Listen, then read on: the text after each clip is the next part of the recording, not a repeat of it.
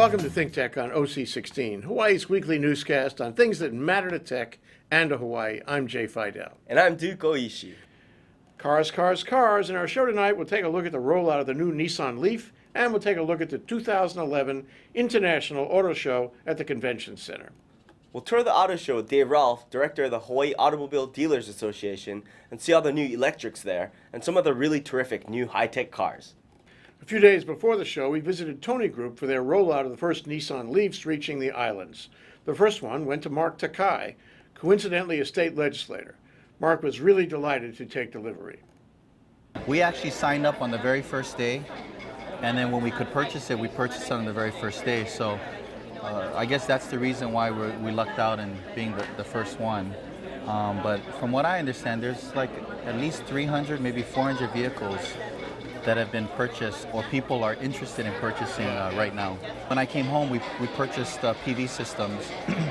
So I have enough power to generate enough electricity to cover our needs. Well, the PV system. But I have enough power, I believe, to power the car too. Thank you, Mark. Thank you. Thank Great. you very much. Good for you. Congratulations. Thanks, Jay. No, I mean, it's great. I mean, I think the kind of response that we had at this event, because we kind of put it together on a short notice, kind of, I think, indicates the level of interest that people have. That I'm not real happy about yet is that, my car's not here yet. You're on the list, right? I am. As the chair of the Energy Environment Committee, as you know, Jay, we've got to set a good example. I'm very excited about getting ours in. My wife picked the color, it's a blue one, and we're expected to get ours in the end of March. So we're stoked. It's not just another car. It's a beginning of new freedoms. Freedom from dependency on foreign oil. Like if there's unrest in the Middle East, we're subject to oil going to over $100 a barrel as it's gone right now.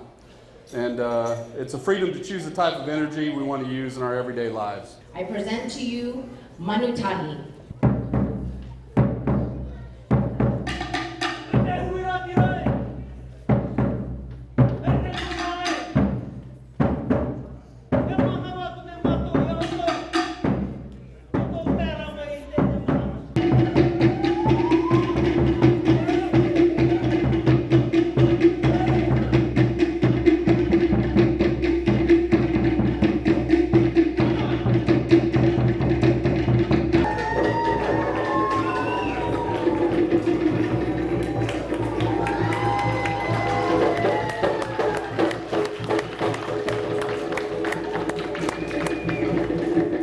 So if we could have Mark Takai come up, the owner of this car. And Chelsea will present him with the keys and a lei for being the first Tony Nissan Leaf owner.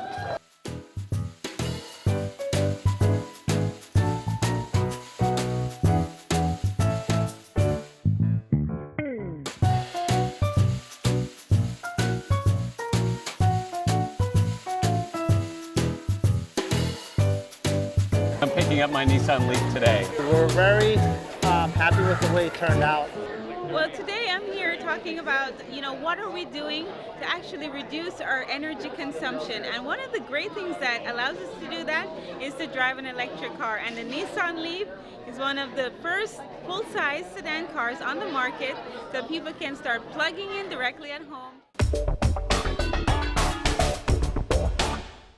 Then Jay and his law partner, Keith Agena, met Rolf, director of the Hawaii Automobile Dealers Association, at the Convention Center early in the morning on Sunday, March 20th, to tour the auto show before the doors open. First, they looked at the electrics. This is like the Sydney Opera House. Okay, well, they say architecture is so uplifting, and when you want to be uplifted with all the beautiful new technology, the new universe of technology that's happening, the Big Bang, right here at the Hawaii Convention Center, which is called the most beautiful convention center in America. Okay. When you come in this show, you get to see the Volt, and it was brought over here by General Motors. In fact, we have 2 Volts. Matson and Pescia helped bring in a lot of the 2012 cars. So the first thing you see is First Hawaiian Bank, who's been the sponsor of this show since 1978, and they're the title sponsor now, of course. The next thing you see is, of course, the new electric vehicles that are coming on, and that's why we say this is like a Kitty Hawk moment. This historic thing where electric vehicles are a wave on the floor. The cockpit inside is like a science fair. You get in there and kind of light up everything and get to see it all happen, and it's fun to see everybody get inside it, and people go, wow, this one's even decorated, I think, with some kind of plumeria inside on the side panel.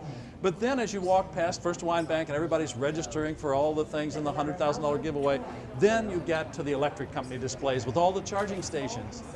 You walk in, you turn to the right, they just received their Leaf just before the show. In fact, the whole show was set up when they rolled this on and plugged it into a plugging station to show how everyone can have a filling station in their garage. And this car is hooked up now to a 220 charger? That's correct.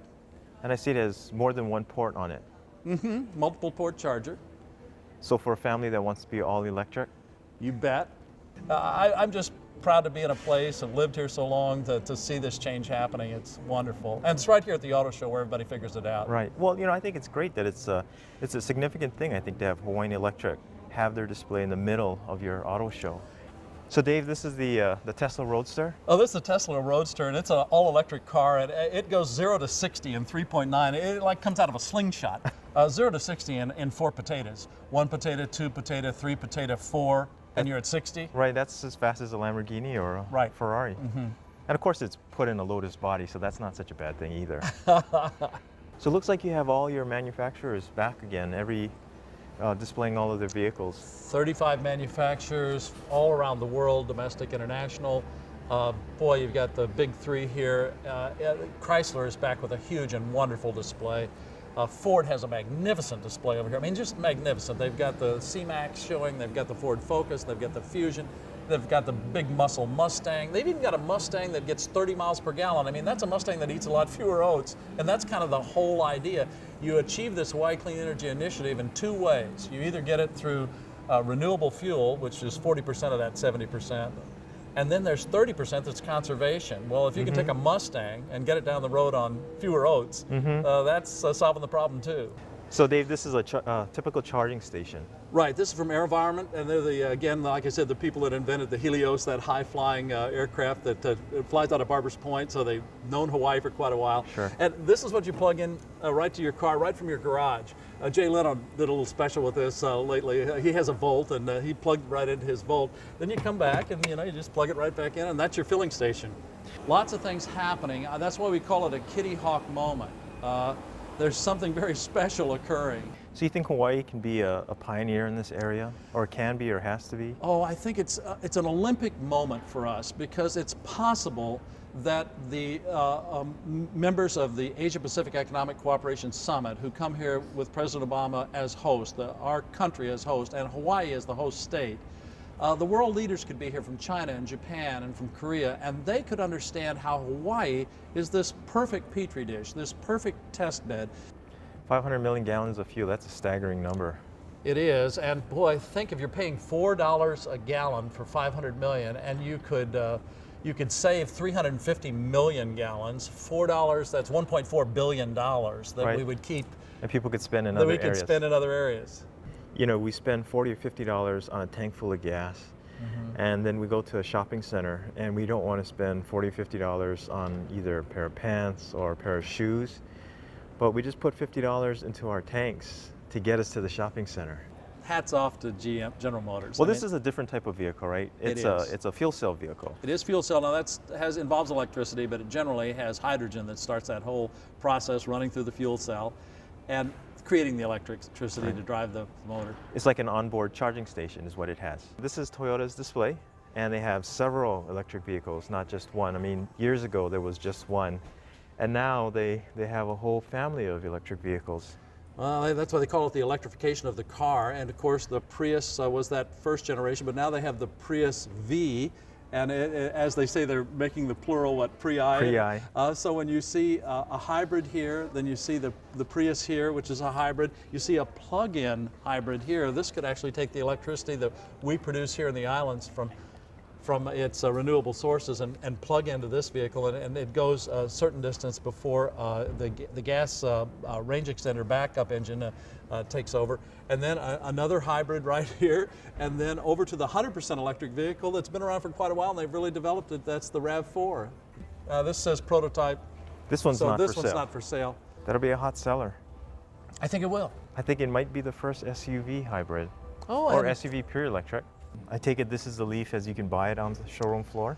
This is the Leaf as the customers are taking delivery right now. It's the 100% electric vehicle from Nissan. It has no tailpipe. It's zero emission and just fun to drive. It's got a cockpit feedback that's fantastic. And you talk about enthusiastic customers. Whew. And Nissan's done a good job with their van. They're restyling their van. This is a unique vehicle for Nissan. It's a vehicle that typically would stay in Japan. At least in my opinion, it's a car, small car, sporty car with a powerful engine, a turbocharged engine. And a lot of times when these cars come from Japan, something's missing. It's usually the turbo. Mm-hmm. But I think you get a lot of enthusiasts that'll buy this car. Like I say, inside these cars is like a science fair just opening up the door. Back in the day, it was always about trying to make your old car new, new parts, new engine, new everything, but on a limited budget. You know, you always made them go fast because that was the fun part. Slowing down and turning was a totally different story. But now you can get a car right off the showroom floor that looks old, drives new, just appeals to every part of a die-hard muscle car fan. These cars take your breath away. It's beautiful. And this one still gets 22 miles per gallon. I mean, it, even with all that muscle under the hood. Turns some heads. You know that color? I don't know that color. So this is their first effort to bring back a car back into the United States, the Fiat 500. Chrysler is really back in the show. They have double the amount of space. I think it's because they have a lot to show with new product, and I think that's why so many people are in the show this year, manufacturers with, so much new product. We call it the Big Bang, you know, the new universe of automotive technology. You got Mitsubishi to bring out a vehicle this year? Yes, the Mitsubishi i. They used to call it the i-MEV, but now they just nickname it and they call it the i.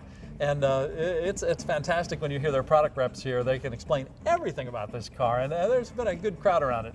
Well, I know it's a new direction that Mitsubishi wants to take their vehicles, more on a green, blue. So I guess it'll be a direct competitor perhaps to the Leaf. Will be. All those 100% electrics coming along. Toyota RAV4, you have the Leaf that's 100% electric, now the i-MEV 100% electric. So as the battery continues to get extended range on it, you're going to see this be a big solution for a long time, I think.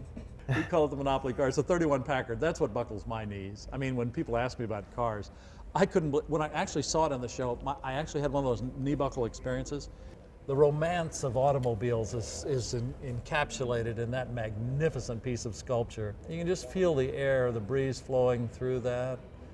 And there's little places to capture the breeze as it glides along, and it's a zephyr-like roll. And I caught this morning's minion, daylight of the dappled dawn-drawn Packard, 31 Packard, and its riding of the rolling hills, high there how it strode upon its ecstasy.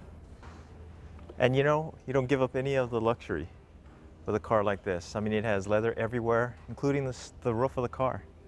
BMW has made a big commitment to diesel. Well, I guess they've always done that. In Europe, very popular diesel with BMW, and now they have their diesels here in the United States.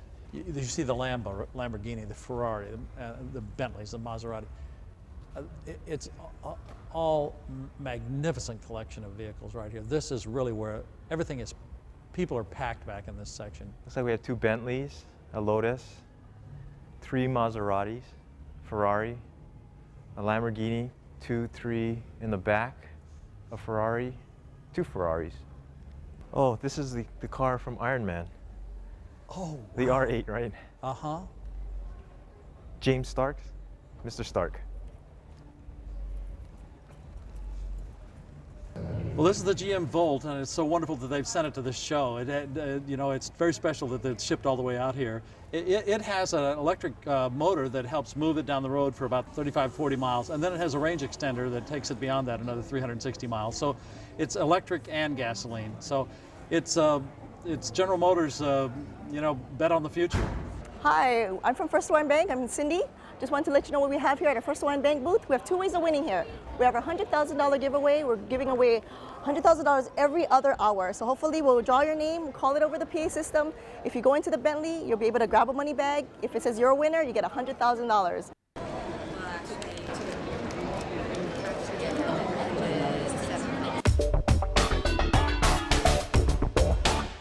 Thanks to Stan Masamitsu of Tony Group for including us at the rollout of the Leaf, and to Dave Rolf for getting up early to give us the tour of the auto show before the doors opened. Ed Kemper, host of the Island Driver car show that follows ThinkTech on OC16, had a few words for us on how this auto show did against earlier ones. I'd like to talk to you about the electric cars, which seemed very prominent that day. Oh, yes. I think the show was sort of dedicated to that sort of vehicle. And of course, it was bigger this time because the manufacturer had chosen to fill out the whole first floor except for a little area in the back. Whereas the previous year, there were whole areas which was occupied by non-manufacturers, which was good. Second of all, obviously the concentration on hybrids, even pre-production hybrids, fuel cell, and also electric cars, which Dave Rolf from the Hawaii Automobile Dealers Association is pushing real hard because he sees it a way of reducing our dependence on oil. Mm-hmm. And he's right. You know, if we can get off the gas engine and onto the electric engine or the hybrid engines, we can do that. And of course, we are very oil dependent in this state. It's only changed a little bit, but at least we have signs of change now here in the month of March. Well, I had a concern, and I spoke to a couple of people about it. Well, okay, we're still oil dependent for our electricity, and if we suddenly have all of these electric cars, are we going to be overwhelmed and we're not going to have enough generating facilities for it? The theory is that people will plug in their vehicles at night when there's less need for generation of power. And then there's less use of oil to get gasoline to gas stations, et cetera, that whole cycle. So they feel relatively comfortable along with alternative sources of energy, i.e. wind, solar, et cetera, to take up. Yeah, they just opened the Kahuku facility. Right. Which isn't that big, but it's a sign, hopefully, of things to come. So what did you think of the the technology of the oil cars, of the fossil fuel cars at the car show? I was explaining to a friend of mine, my video producer on Island Driver TV, I said, what we're going to see, and I gave him a specific example. Ford Explorer, SUV that sort of created that market. This year, they have a brand new one. The previous year, they were V6s and V8s. This year, same size vehicle, maybe even weighs a little bit more, is V6 and then a 4-cylinder. And the way they sort of get away with that is the 4-cylinder is turbocharged. And what that means is it will give you the equivalent power of a V6, but the gas economy of a 4-cylinder. And I think that's what we're going to see. The demise of the V8, except in very performance-oriented cars, just smaller engines with supercharged or turbocharged engines, which give you more power for the size, but better gas mileage. Any downside to turbocharging? Supercharging? Well, it's a little more complex. I think it'll be turbocharging. And people say, well, what's the difference? Here's the difference. The whole idea is to thrust as much air and fuel into the cylinder as quickly as possible. So that's what these things do. They force air and gas into the cylinder. With a turbocharger, it's based upon the exhaust system. The exhaust comes out, there's a little wheel that spins around, it forces the air and the gas in. A supercharger has a belt on the front of the engine, so it robs the engine of a little power in the process. May be more ultimately powerful, but what we're really looking for is better gas economy. Yeah. So turbochargers, small turbocharged engines, I think, are the wave of the future in the gas front. No downside, actually. No, I don't think so. It's a little more complex to make because you add the turbocharger to the system. Do they break? I mean, is it a maintenance issue? No, they've been around for years. Volkswagen has made them for many, many years, but obviously Volkswagen's centered in Europe where gas is terribly expensive. Yeah. and they've been using that technology for a long time. So this is well, it struck me, and Dave Rolf said as much, is that the conventional cars are going high tech in order to achieve the gas efficiency, and so you have two parallel tracks operating at the same time. You have the efficient gas engines, and then you have the electric engines, and so you really wonder where the balance is going to be as the electrics come to town. Well, I think that I saw a comparison. I'm trying to remember which manufacturer it was. I know it was Ford, because they have two small cars coming that have relatively high gas mileage, and their argument was, even though they make hybrids, is, well, if you compare dollar for dollar, if we have a car that gets you 40 miles to the gallon on the highway and it costs you $7,000 less, you're better off dollar for dollar than, because you'll never make up that difference, than you would with a hybrid that gets 50 miles to the gallon. No, it's a reasonable argument. Cars, cars, cars. The electrics are finally here, and it's a new day for energy on Hawaii's highways. Watch how things change. But lots of other high-tech cars are here too, and maybe car sales will perk up even in a recession year. Whatever happens, the fact is that Hawaii people really do love their cars, and that will never change. Well, Duke, it's the intersection of two important highways. One, it's the car show and the new cars in Hawaii. Two, your birthday. So if you could, wish for any car you wanted to have on your birthday, what would you wish for? Do they have a hybrid Porsche? I think they do. If they had it, I'd surely get you one. Well, let me double check on that. I feel confident we'll have to get you something else. I think they do. Damn it, they might. They have a hybrid Porsche. Oh my God. I'm in real trouble. You're on camera. Happy birthday to you. Happy birthday to you. Happy birthday, happy birthday. Happy birthday to you.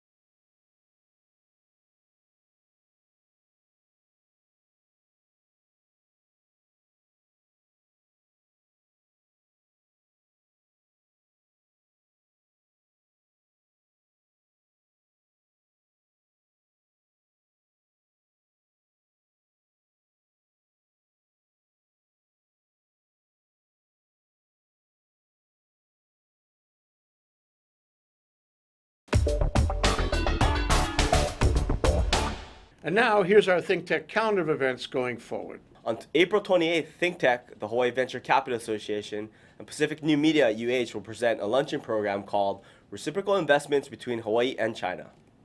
On May 26th, ThinkTech, HVCA, and Pacific New Media will present a luncheon program called Dealing with Land Use in Hawaii, Activism versus Consensus. And now, here's Bill Spencer, president of the Hawaii Venture Capital Association, with this week's Spensation.